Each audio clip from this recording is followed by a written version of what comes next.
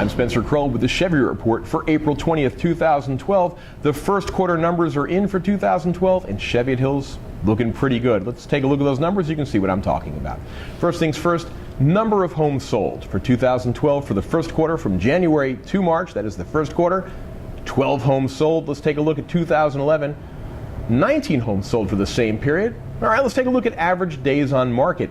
For 2012, average days on market, 62 days. For 2011, oh, wait a second, it's 49 days. So it kind of looks like, well, maybe the numbers aren't so great, but I said this was a good report that Cheviot was holding its own. What was I talking about? Well, this is what I was talking about. The average price for a home sold. 2012 was $1,413,000, the average price. For 2011, that was $1,312,000. So we're talking about basically a $100,000 difference. Now, this can be accounted for by the larger homes that were sold, though. Also, average size of a home sold in 2012, 3,022 square feet. For 2011, for the same period, 2,635 feet. But here's where I get excited. If you know me, if you've watched these before, if you've spoken to me, you know that I love talking about the sold price per square foot.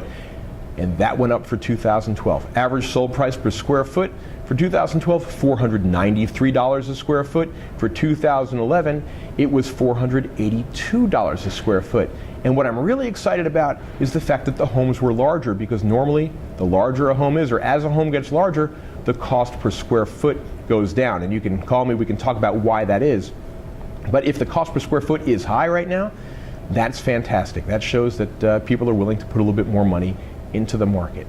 So what do the numbers mean? We have declining, we have higher days on market, and we have fewer home sales. Chad and I have been talking about this, and this is how we view it. We have the makings of a seller's market. We have low inventory and we have high interest rates. Okay, so buyers rather can pay a little bit more. The cost of money is cheaper. But two things tempering it. We have, first off, buyer confidence. Chad and I represent a lot of buyers, and they're not, well, they're very cautious. Let's just put it that way. They're enthusiastic about buying. There's a lot of pent-up buyer demand, but they're also very cautious about what's going on in the market. But the other thing that's affecting it, and what's affecting the average days on market, is pricing. If something is priced too high, it's going to sit on the market. We all know that.